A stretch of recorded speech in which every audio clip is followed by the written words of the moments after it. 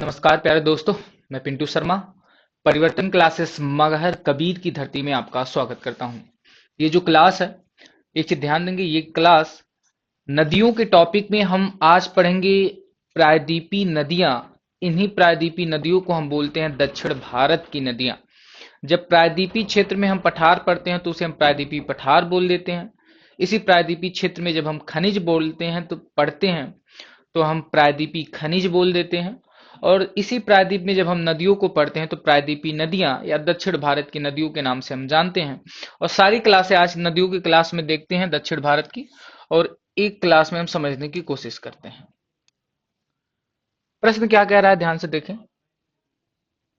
भारत की नदियां और भारत की नदियों में जो नदियों का टॉपिक है, अगर आप ध्यान दें, नदियों का जो टॉपिक है तो इसमें एक नदी आती है हिमालयी नदी तंत्र। एक नदी आती है, कौन सी नदी तंत्र? हिमालयी हिमालयी नदी तंत्र। और दूसरी नदी आती है प्रायद्वीपीय नदी तंत्र। प्रायद्वीपीय नदी तंत्र। प्रायद्वीपीय नदी तंत्र। हिमालयी नदी तंत्र में तीन नदियों को प्रमुख माना गया है। कौन कौन सी तीन नदियां जिसे हिमालयी नदी तंत्र में बहुत प्रमुख मानते हैं? तो एक नदी है सिंधु नदी, दूसरी ब्रह्मपुत्र नदी, और तीसरी सतलज नदी, जो प्रमुख नदियां मानी जाती हैं। और इन तीनों नदियों के बारे में हम पढ़ चुके हैं। सिंधु नदी, ब्रह्मपुत्र, और एक है सतलज। इन तीनों नदियों के बारे में हम पढ़ चुके हैं। अगर आप पिछली क्लास नहीं देख कर आए हैं तो एक बार जरूर देख कर आएंगे। आज की क्लास में जो चर्चा होगी वो चर्चा इस पॉइंट पर होगी कि प्रायद्वीपीय भारत की नदियों में हम किस किस को पढ़ेंगे। तो भारत की नदियों में जो टॉपिक है यह प्रायद्वीपीय नदियां। प्रायद्वीपीय नदियां, इन्हीं प्रायद्वीपीय नदियों को हम दक्षिण भारत की नदियां बोलते हैं।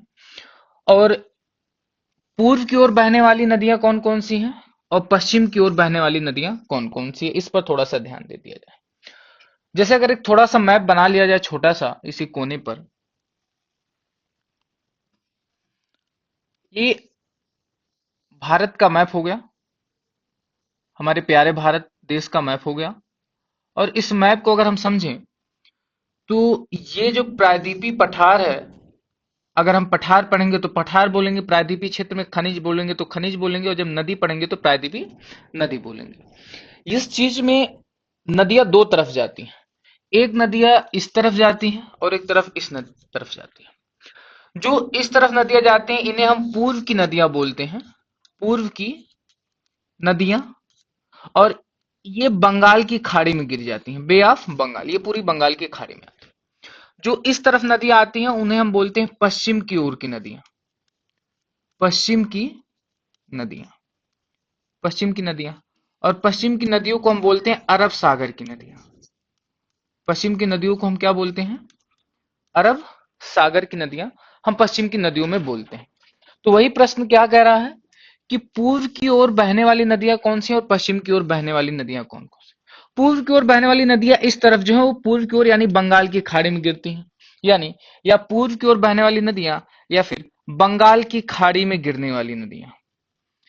बंगाल की खाड़ी, बे ऑफ बंगाल की नदियां, बे ऑफ बंगाल की नदियां।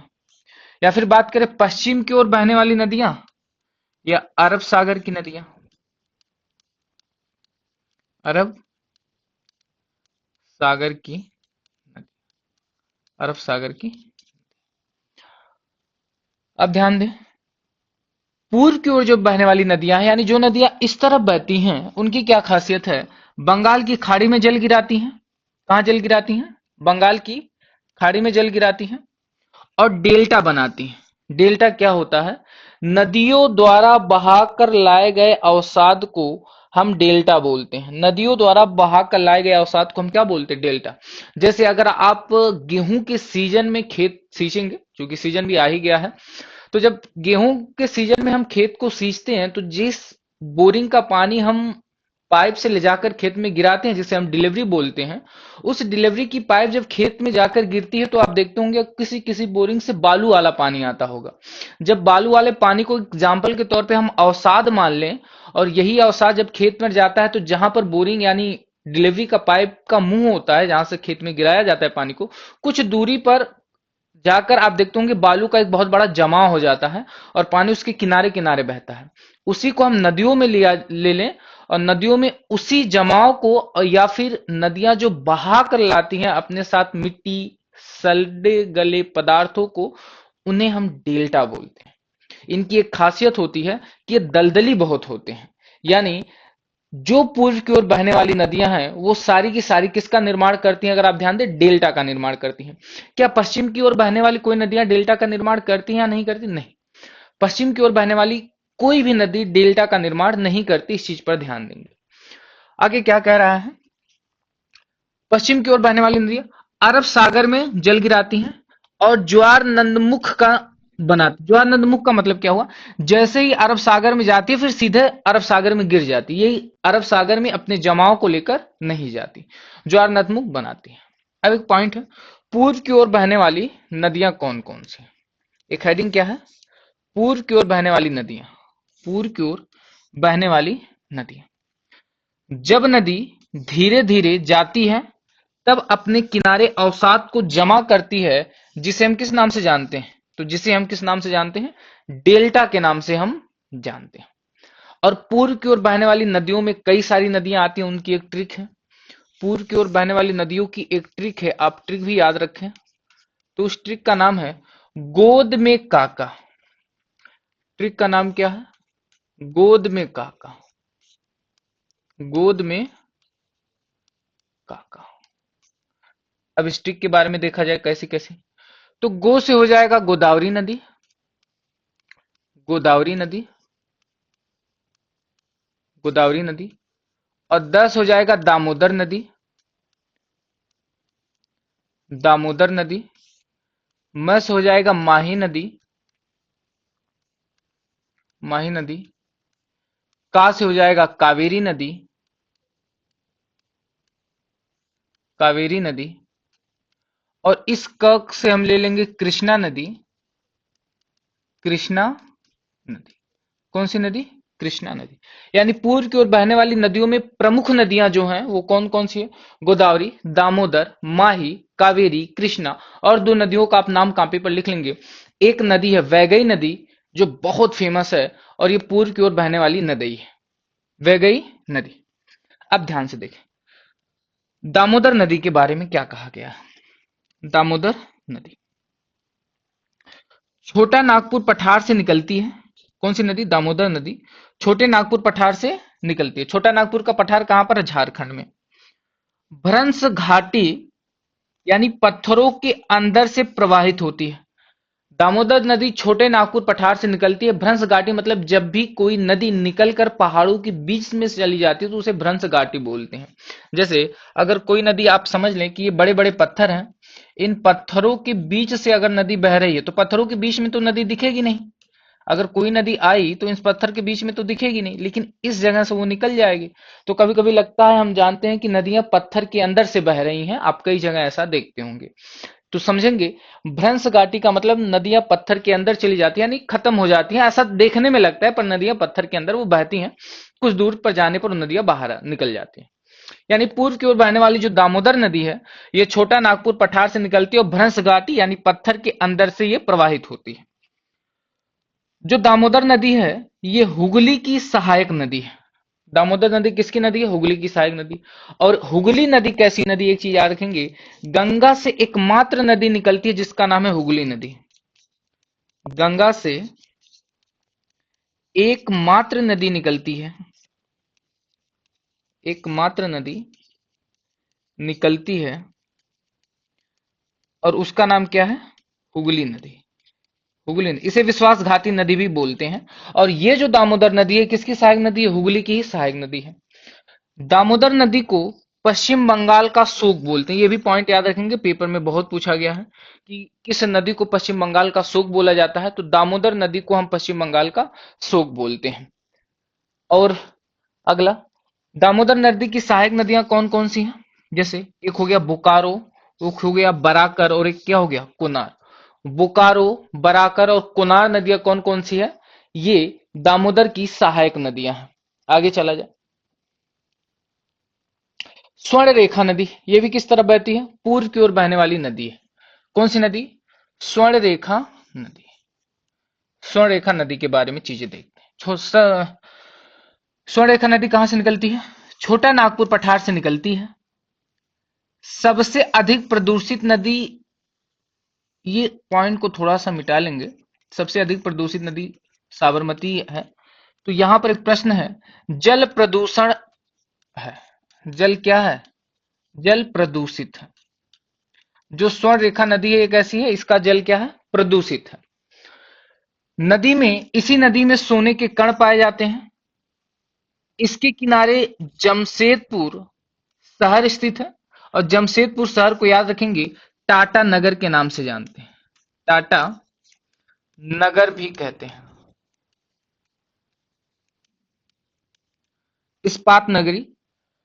इसे नदी में जब इसका जल प्रदूषित है स्वर्णरेखा नदी का, तो स्वर्णरेखा नदी में अगर जल प्रदूषित है तो कोई भी जलीय जीव संभवतः रह नहीं पाएंगे अगर उस नदी का जल प्रदूषित है। अगर संभवतः वो नदी बहुत जगह से प्रदूषित है तो जलीय जीवों को रहना वहां पर लगभग मुश्किल हो जाएगा, जिस वजह से इस स्वर्णरेखा नदी में जलीय जीव नहीं पाए जाते।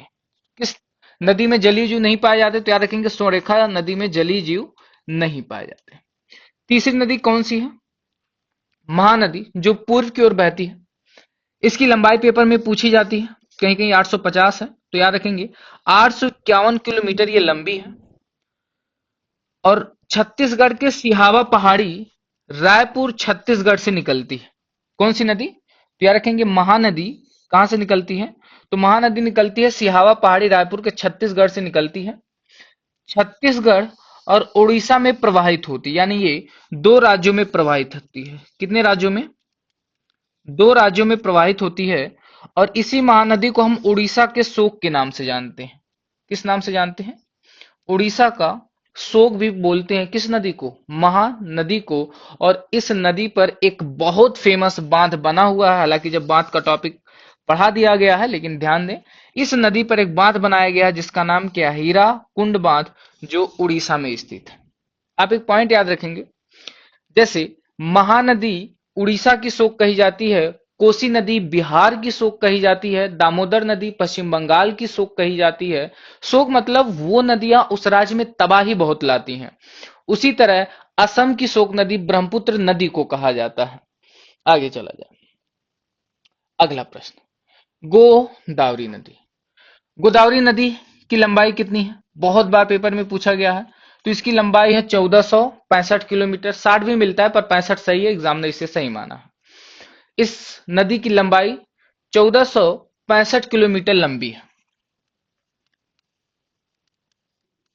65 किलोमीटर लंबी है। त्रियंबक गांव के महाराष्ट्र के नासिक से निकलती है। तो याद रखेंगे गोदावरी नदी कहां से निकलती है? सबसे बार पेपर में पूछा गया है, तो महाराष्ट्र के नासिक से निकलती है। त्रियंबक नामक गांव के पास से ये निकलती है। कहां कहां से बहती है ये? महाराष्ट्र, तेलंगाना, आंध्र प्रदेश से होकर बे ऑफ बंगाल में चली जाती है। महाराष्ट्र, तेलंगाना और आंध्र प्रदेश से प्रवाहित होकर कहां चली जाती है? बे ऑफ बंगाल में चली जाती है। अगर कोई नदी, आप ध्यान दें, अगर कोई नदी यहां महाराष्ट्र से निकलकर और इस क्रम में बहती हुई अगर ये चली जा रही है, तो क्या यहां से इसकी लंबाई ये गिनी जाएगी कि नहीं गिनी जाएगी? बिल्कुल गिनी जाएगी। और बात करें ये दक्षिण भारत में है, तो ये कहीं ना कहीं दक्षिण भारत की सबसे लंबी नदी है। तो गोदावरी नदी को हम दक्षिण भारत की सबसे लंबी नदी के नाम से जानते हैं। सबसे लंबी नदी बोलते हैं किस नदी को? गोदावरी नदी को दक्षिण भारत की सबसे लंबी व बड़ी नदी की हम नाम से जानते हैं। इसके कई उपनाम हैं। जैसे एक उपनाम है, इस गोदावरी नदी को हम वृद्ध गंगा बोलते हैं, दक्षिण भारत की गंगा बोलते हैं। और बात करें गंगा की लंबाई कितनी है? गंगा की लंबाई,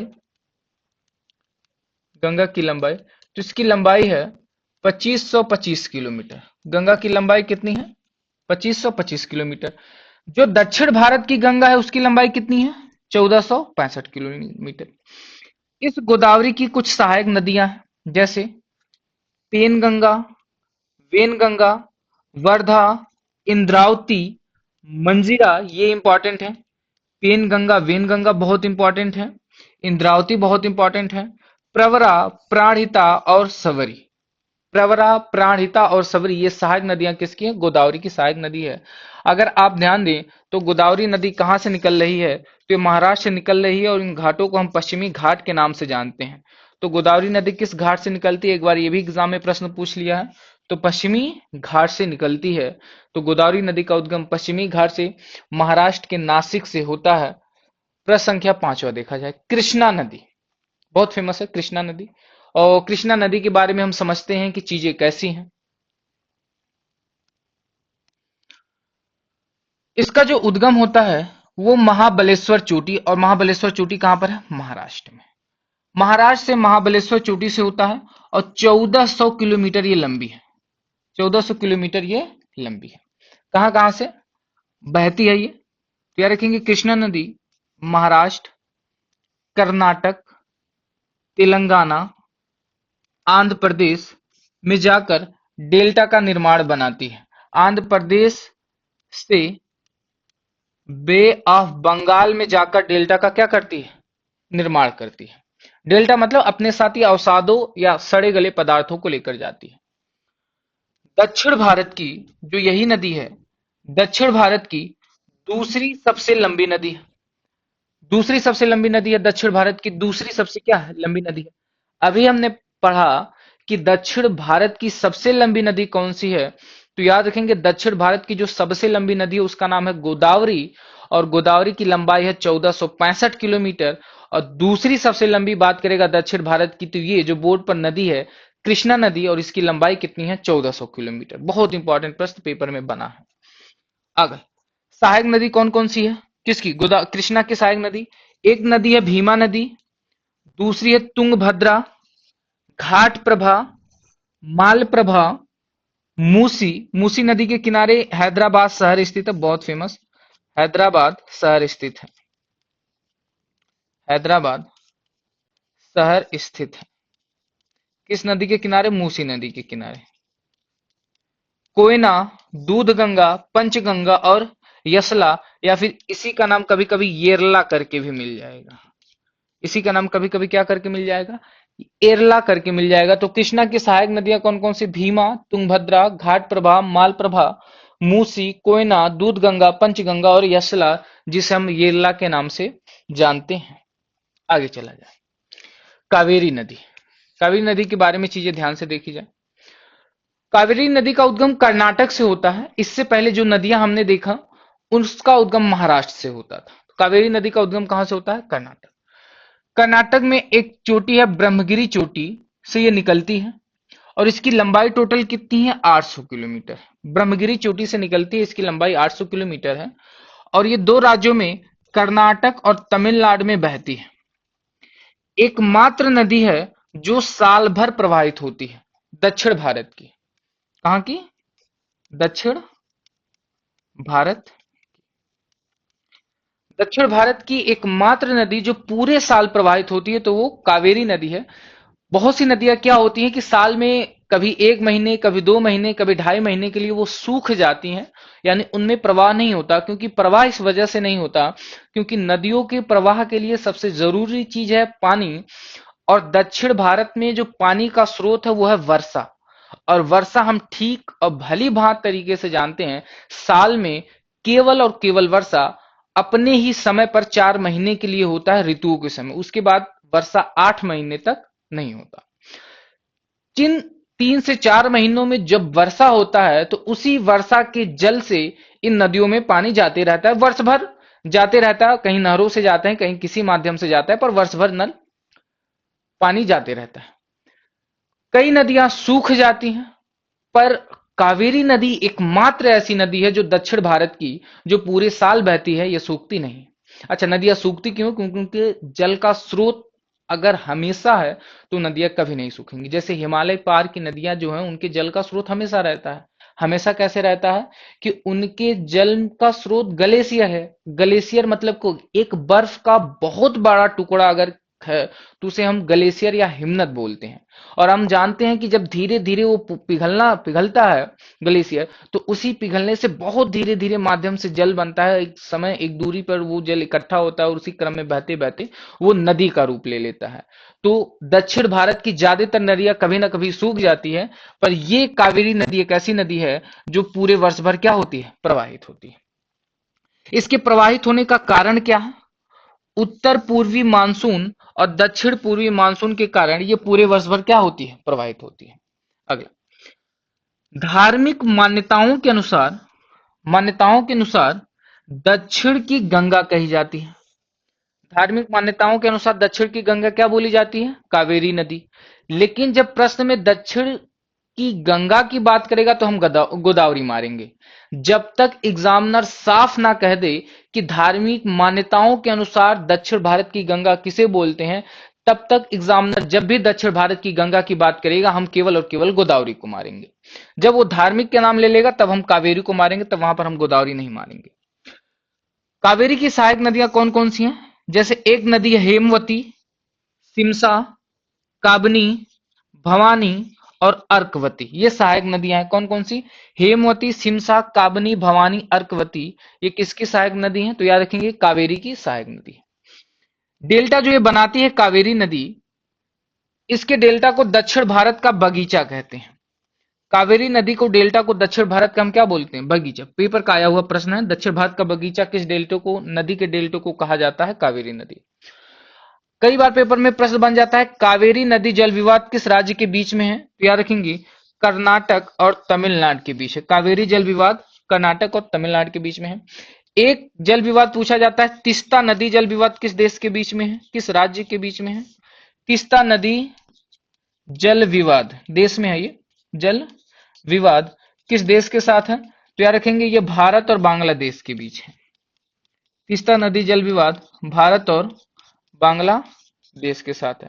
और जब बात करेगा कि कावेरी नदी जल विवाद किसके साथ है, तो कर्नाटक और तमिलनाडु के साथ है। अगला, पिन्नार नदी। पिन्नार नदी, तो पिन्नार नदी का उद्गम कर्नाटक के नंदी दुर्ग से होता है। पिन्नार नदी का उद्गम कहां से होता है? कर्नाटक के नंदी दुर्ग से होता है। नंदी दुर्ग से, पहाड़ी से होता है। और इसकी जो सहायक नदी है, पिन्नार की जो सहायक नदी है, उसका नाम है पापसनी, पापाग्नि एवं चित्रावती।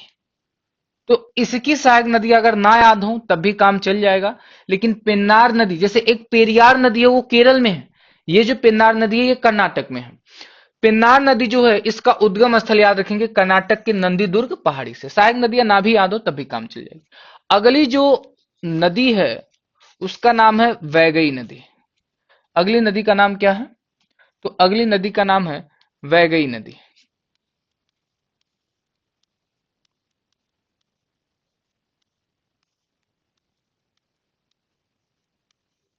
वैगई नदी, इसका उद्गम कहां से होता है? इसका उद्गम तमिलनाडु के बरसानद पहाड़ी से होता है, मदुरई में पड़ता है। और इसकी सहायक नदियां कौन कौन सी हैं?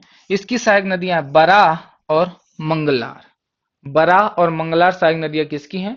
वैगई की सहायक नदियां हैं। इस चीज को हम याद रखें। अब ये हुई पूर्व की ओर बहने वाली नदियां। इसके बाद क्या पॉइंट है? इसके बाद पॉइंट है कि पश्चिम की ओर बहने वाली नदियां कौन कौन सी?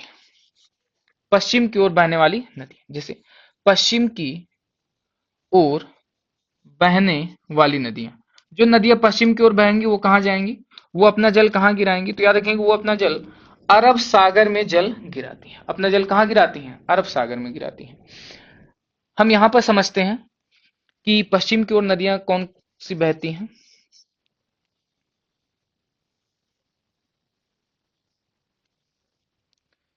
तो ये पश्चिम है। और पश्चिम की ओर ये जो सागर है, इस सागर को हम जिस नाम से जानते हैं हम बोलते हैं अरब सागर। इस सागर को हम जिस नाम से जानते हैं हम बोलते हैं अरब सागर।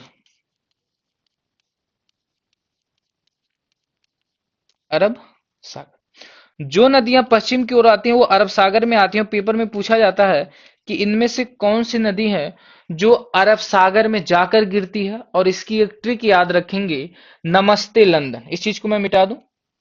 इसकी एक ट्रिक याद रखेंगे कि पश्चिम की ओर बहने वाली नदियों की जो एक ट्रिक है, पश्चिम की ओर बहने वाली नदियों की जो एक ट्रिक है जो अरब सागर में जाकर जल गिराती है, उसकी ट्रिक का यहां पर नाम लिखते हैं। ट्रिक है नमस्ते लंदन। नमस्ते लंदन। नमस्ते लंदन। नदियां देखते हैं।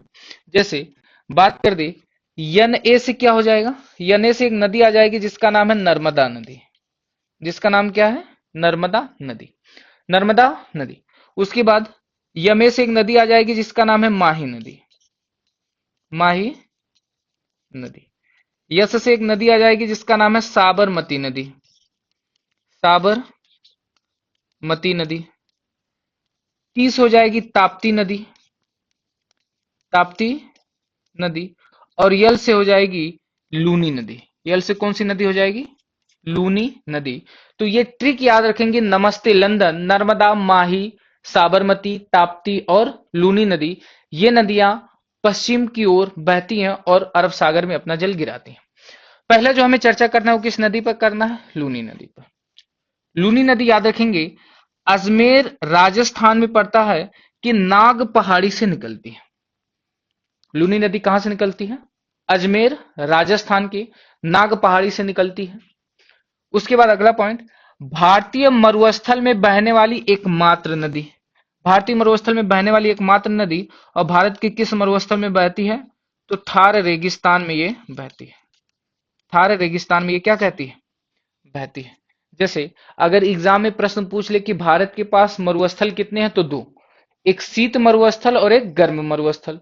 शीत मरुस्थल का नाम है लद्दाख का मरुस्थल, और गर्म मरुस्थल का नाम है थार का मरुस्थल। लद्दाख का मरुस्थल लद्दाख में है और थार का मरुस्थल राजस्थान में है। तो कहां बहती है? तो याद रखेंगे राजस्थान और गुजरात से होकर बहती है और भारतीय मरुस्थल में बहती है। अच्छा, मरुस्थल में बहने के कारण वहां पर रेत होंगे, तो जिस वजह से याद रखेंगे एकमात्र नदी भारत की जो खारे पानी की नदी है। भारत की एकमात्र नदी जो कैसी नदी है? खारे पानी की नदी है। और कच्छ के रण, ये नाम याद रखेंगे, कच्छ के रण में अपना जल, कच्छ के रण में अपना जल, अपना जल खत्म कर लेती है। यानी अरब सागर में जाने वाली या पश्चिम की ओर बहने वाली वो कौन सी नदी है जो अरब सागर में मिलने से पहले अपने जल को समाप्त कर लेती है? तो लूनी नदी। और लूनी नदी अपने जल को कहां समाप्त करती है? तो कच्छ के रण में समाप्त करती है। कच्छ का रण किस लिए प्रसिद्ध है? कच्छ का रण याद रखेंगे जंगली गधों के लिए प्रसिद्ध है। समुद्र तट तक ये नहीं पहुंचती। कौन सी नदी? लूनी नदी। समुद्र तट तक ये नहीं पहुंचती। दूसरी साबरमती नदी, इसकी लंबाई कितनी है? इसकी लंबाई है 371 किलोमीटर। साबरमती नदी की लंबाई 371 किलोमीटर, और इसका उद्गम होता है उदयपुर राजस्थान के अरावली पर्वत से। उदय कहां से होता है? उदय राजस्थान के अरावली पर्वत से होता है। दो राज्यों में बहती है साबरमती नदी। किस किस राज्य में बहती है? राजस्थान और गुजरात में साबरमती। गुजरात का एक शहर है गांधीनगर, और अहमदाबाद साबरमती नदी के किनारे ही स्थित है, और भारत में सबसे प्रदूषित नदी में गिनी जाती है साबरमती नदी, और खंबात की खाटी अरब सागर में जाकर गिर जाती है। गुजरात का कौन सा शहर? गांधीनगर। और अहमदाबाद किस नदी के किनारे है? साबरमती नदी के किनारे। उद्गम कहां से होता है? अरावली पर्वत श्रेणी से होता है। तीसरी नदी कौन सी है? माही नदी। तीसरी नदी कौन सी है? माही नदी। माही नदी विंध्य पर्वत यानी मध्य प्रदेश से निकलती है। माही नदी कहां से निकलती है? विंध्य पर्वत मध्य प्रदेश से निकलती है। तीन राज्यों में ये बहती है। कौन कौन से? मध्य प्रदेश से निकलेगी तो मध्य प्रदेश में स्वतः बहेगी, उसके बाद ये राजस्थान में जाती है और गुजरात में जाकर ये अरब सागर में गिर जाती है। पेपर में प्रश्न पूछा कि कौन सी नदी कर्क रेखा को दो बार काटती है? तो कर्क रेखा नदी को माही नदी दो बार काटती है। और कर्क रेखा कौन सी रेखा है? यह भारत को दो बराबर भागों में विभाजित करने वाली रेखा है। और कर्क रेखा भारत के कितने राज्यों से गुजरती है? तो यह भारत के 8 राज्यों से गुजरने वाली एक लाइन है। उसके बाद याद रखेंगे कर्क रेखा को 2 बार काटती है माही नदी, और ये फैक्ट में आप याद कर लेंगे। और क्या, मकर रेखा को लिम्फोफो नदी 2 बार काटती है, और भूमध्य रेखा को कांगो नदी 2 बार काटती है। और भूमध्य रेखा को कांगो नदी कितने बार काटती है? 2 बार काटती है। मकर रेखा ये लिम्फोफो नदी है, तो मकर रेखा को 2 बार काटने वाली लिम्फोफो नदी, और भूमध्य रेखा को 2 बार काटने वाली कौन सी नदी है? कांगो नदी। बात करें माही नदी की लंबाई कितनी है, तो 585 किलोमीटर किसकी लंबाई है? माही नदी की। अभी की क्लास में हमने थोड़ी देर पढ़ा था पहले कि दक्षिण भारत की सबसे लंबी नदी है गोदावरी नदी, और गोदावरी नदी की लंबाई कितनी है? तो गोदावरी नदी की लंबाई है, याद रखेंगे, 1465 किलोमीटर। और दूसरी दक्षिण भारत की सबसे लंबी नदी कौन सी है? कावेरी नदी। और कावेरी नदी की लंबाई कितनी है? तो इसकी लंबाई है 1400 किलोमीटर। कमेंट में ये जवाब आ जाना चाहिए था, भरने दे, क्योंकि आपका जो ये पिछली चीज है ये हम पढ़ चुके हैं। अब प्रश्न संख्या 14, नर्मदा नदी। नर्मदा नदी कहां से निकलती है? तो याद रखेंगे अमरकंटक चोटी कहां पर है? मध्य प्रदेश से निकलती है। कौन सी नदी? नर्मदा नदी। इसकी लंबाई, तो लंबाई याद रखेंगे 1312 किलोमीटर। किसकी लंबाई है?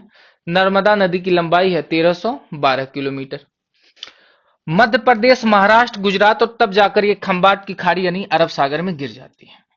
मध्य प्रदेश से बहती है, गुजरात से बहती है, महाराष्ट्र से बहती है, और तब जाकर ये खंबाट की खाड़ी में बहती है। अगला पॉइंट, मध्य प्रदेश का जबलपुर शहर और गुजरात का भड़ौच शहर किस नदी के किनारे है? तो याद रखेंगे नर्मदा नदी के किनारे है। किस नदी के किनारे? नर्मदा नदी के किनारे। इससे एक बहुत इंपॉर्टेंट पॉइंट बनता है, नर्मदा अरब सागर में जल गिराने वाली दक्षिण भारत की सबसे लंबी नदी है। आप यहां थोड़ा सा कंफ्यूज हो जाएंगे कि सर अभी आपने बताया कि गोदावरी नदी दक्षिण भारत की सबसे लंबी नदी है, और अभी आप बता रहे हैं कि नर्मदा नदी जो है वो अरब सागर में जल गिराने वाली दक्षिण भारत की सबसे लंबी नदी है। इस प्रश्न में क्या डाउट होगा? उस डाउट को थोड़ा सा दूर कर लिया जाए।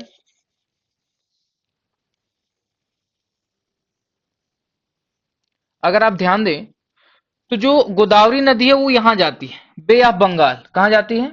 बे ऑफ बंगाल में जाती है, यानी वो कहां? बंगाल की खाड़ी में जाती है। जो नर्मदा नदी है वो कहां जा रही है? वो अरब सागर में जा रही है।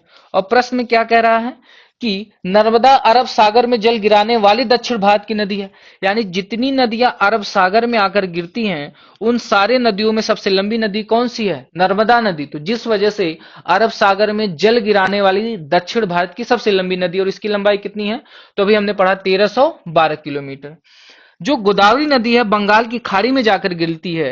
ये बंगाल की खाड़ी में पूरे दक्षिण भारत में जब आप काउंट करेंगे इस पूरे दक्षिण भारत में, तो उस पूरे दक्षिण भारत में जो गोदावरी नदी है वो गोदावरी नदी इन सब नदियों में सबसे लंबी है, जिसकी लंबाई 1465 किलोमीटर है।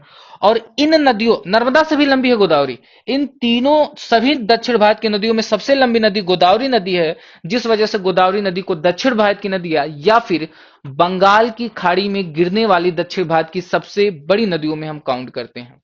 उसके बाद अगला पॉइंट देखें, सतपुड़ा पर्वत की उत्तर भ्रंश घाटी में बहती है। सतपुड़ा पर्वत जहां स्थित है उसके उत्तर दिशा में यह भ्रंश घाटी के रूप में बहती है। नोट में एक पॉइंट लिख लेंगे कॉपी पर, नर्मदा और ताप्ती नदी ज्वार नदमुख का निर्माण करती है। नर्मदा और ताप्ती नदी ज्वार नदमुख का निर्माण करती है, कोष्टक में लिख लेंगे डेल्टा का निर्माण नहीं करती। डेल्टा का यानी ये अपने साथ अवसाद लेकर नहीं जाती, डेल्टा का निर्माण नहीं करती। नहीं करती कौन सी नदी? तो याद रखेंगे नर्मदा और ताप्ती नदी। पेपर में 10 बार प्रश्न पूछा गया है कि कौन सी नदी डेल्टा का निर्माण नहीं करती। अगला प्रश्न देखा जाए ताप्ती नदी के बारे में, और ताप्ती नदी क्या है? तो जो ताप्ती नदी है ये मध्य प्रदेश से निकलती है, और मध्य प्रदेश के किस जिला से? बैतूल जिला। मध्य प्रदेश के बैतूल जिला। पहाड़ी कौन सी है? मुल्ताई पहाड़ी। तो ताप्ती नदी मध्य प्रदेश के बैतूल जिला की मुल्ताई पहाड़ी से निकलती है, और ये लंबी कितनी है? तो ये 724 किलोमीटर इसकी लंबाई है। सूरत शहर पेपर में पूछा जाता है, सूरत शहर किस नदी के किनारे है? ताप्ती नदी के किनारे है। सूरत शहर किस राज्य का शहर है? गुजरात का शहर है। और ये सतपुड़ा पर्वत के दक्षिण में बहती है। अगर आप ध्यान दें तो ये आपका भारत का मैप हो गया, और भारत के मैप में ये आपका सतपुड़ा पर्वत हो गया। तो सतपुड़ा पर्वत किसी भी मैप का सबसे ऊपर वाला दिशा उत्तर दिशा को बताता है और सबसे नीचे वाला दिशा दिशा दक्षिण दिशा को बताता है। अगर ये जो दिशा है ये उत्तर दिशा है और इस तरफ नदी जाकर इस तरह आती है और दक्षिण दिशा में इस तरफ नदी जाकर इस तरफ आती है, तो जो सतपुड़ा पर्वत के उत्तर में बहती है उसे हम नर्मदा बोलते हैं, और जो सतपुड़ा पर्वत के दक्षिण में बहती है उसे हम ताप्ती बोलते हैं। तो पेपर में एक प्रश्न पूछता है कि कौन सी दो नदियां हैं जो सतपुड़ा पर्वत के आसपास से होकर बहती हैं, तो नर्मदा और ताप्ती नदी है। आगे देखा जाए, गोवा राज्य, गोवा राज्य में दो नदियां हैं। एक जुआरी नदी, याद रखेंगे पेपर में पूछा गया है कि जुआरी नदी किस राज्य की नदी है, तो गोवा की नदी है। इसके बारे में कोई विशेष फैक्ट पढ़ने की जरूरत नहीं। मांडवी नदी बहुत इंपॉर्टेंट है गोवा की, क्यों? क्योंकि इसे गोवा की हम जीवन रेखा बोलते हैं। मांडवी नदी को हम क्या बोलते हैं? गोवा की जीवन रेखा कही जाती है, क्योंकि ये गोवा में आपको पता होगा भारत का क्षेत्रफल से सबसे छोटा राज्य आता है। 3702 किलोमीटर वर्ग क्षेत्रफल ही है इसका, और दो जिलों में ये विभाजित है। और गोवा में ये जो मांडवी नदी है ये गोवा में बहुत फेमस है और सबसे ज्यादा क्षेत्र गोवा में कवर करती है, जिस वजह से इसे गोवा की जीवन रेखा कही जाती है। और गोवा की राजधानी है पणजी, और पणजी भी इसी नदी के किनारे है। किस नदी के किनारे? मांडवी नदी के किनारे। और ये पॉइंट भी आपका पेपर में पूछा गया है। आखिर जो नदी है वो केरल की है। केरल की कौन सी नदी है? पेरियार नदी। केरल की कौन सी नदी? पेरियार नदी। और पेरियार नदी को केरल की जीवन रेखा कहते हैं। पेरियार नदी को क्या बोलते हैं? केरल की जीवन रेखा बोलते हैं। और एक दूसरी नदी है भरत पूझा नदी। पूझा, भरत पूझा नदी, ये कहाँ की है? केरल की नदी। और याद रखेंगे ये हमारी रही दक्षिण भारत की विभिन्न नदियां। और इससे ज्यादा आपको रेलवे के एग्जाम में नदियों को लेकर नहीं पढ़ना। बहुत जल्द हम इसका प्रीवियस ईयर लेकर आएंगे नेक्स्ट वीडियो में, और हम देखेंगे कि कौन सी नदियों से टॉपिक किस तरह का प्रश्न में बनता है। मिलते हैं नेक्स्ट वीडियो में। क्लास से जुड़े रहने के लिए आपका बहुत बहुत धन्यवाद। नमस्कार।